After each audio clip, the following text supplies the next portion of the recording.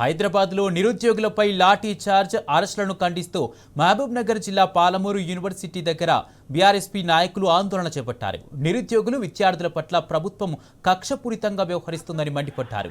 చదువుకుంటున్న విద్యార్థులను అక్రమంగా అరెస్ట్ చేయడం ఏంటని ప్రశ్నించారు.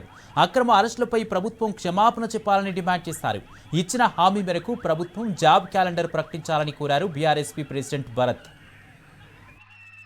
పాలమూరు విశ్వవిద్యాలయం భారత రాష్ట్ర సమితి ఆధ్వర్యంలో మరి నిన్న తెలంగాణ రాష్ట్రంలో 2023 అసెంబ్లీ ఎన్నికల్లో మరి ఈనాటి ముఖ్యమంత్రి రేవంత్ రెడ్డి గారు నిరుద్యోగులకు అవాకులు చివాకులు పేల్చి మరి అశోక్ నగర్లో నిరుద్యోగుల చుట్టూ తిరిగి మరి వాళ్ళను అంటే గత ప్రభుత్వం ఎలాంటి నోటిఫికేషన్లు ఇవ్వలేదు, మరి మా ప్రభుత్వం వస్తే అధికారంలోకి వచ్చిన వెంటనే నోటిఫికేషన్లు ఇస్తామని చెప్పి మరి వాళ్ళని నిండా ముంచి ఈరోజు ప్రభుత్వం వచ్చి 2 సంవత్సరాలు గడుస్తున్నా కూడా ఇంతవరకు నోటిఫికేషన్లు ఇవ్వలేని పరిస్థితి ఈ రేవంత్ రెడ్డి పరిపాలనలో స్పష్టంగా కనిపిస్తూ ఉంది.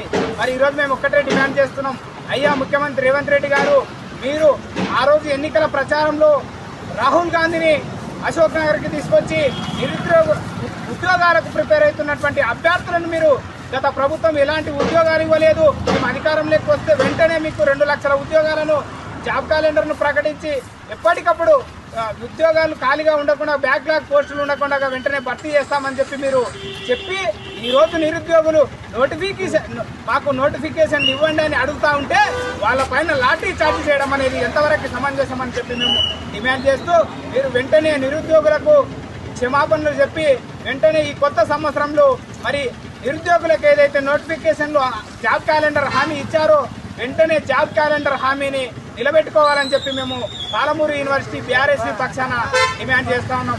రేవంత్ రెడ్డి గారు అధికారంలోకి వచ్చిన తర్వాత 30,000కు పైగా డిఎస్సి పోస్టులు వేస్తామని చెప్పారు. 2 లక్షలకు పైగా గ్రూప్ 1, గ్రూప్ 2, గ్రూప్ 3 గ్రూప్ పరీక్షలకు సంబంధించిన జాబ్ క్యాలెండర్ వేస్తామని చెప్పారు.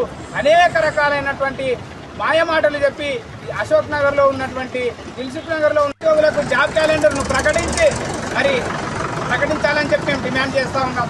మీరు నిన్న ఏదైతే ధర్నాకు దిగినటువంటి నిరుద్యోగుల మీద లాఠీ చార్జ్ చేయడం అనేది పెద్ద పొరపాటు. మీరు వెంటనే రాష్ట్ర ముఖ్యమంత్రిగా అభ్యర్థులకు ఉద్యోగాలకు ప్రిపేర్ అయ్యే అభ్యర్థులకు వెంటనే బేషరతుగా క్షమాపణ చెప్పాలని చెప్పి కూడా మేము డిమాండ్ చేస్తాం.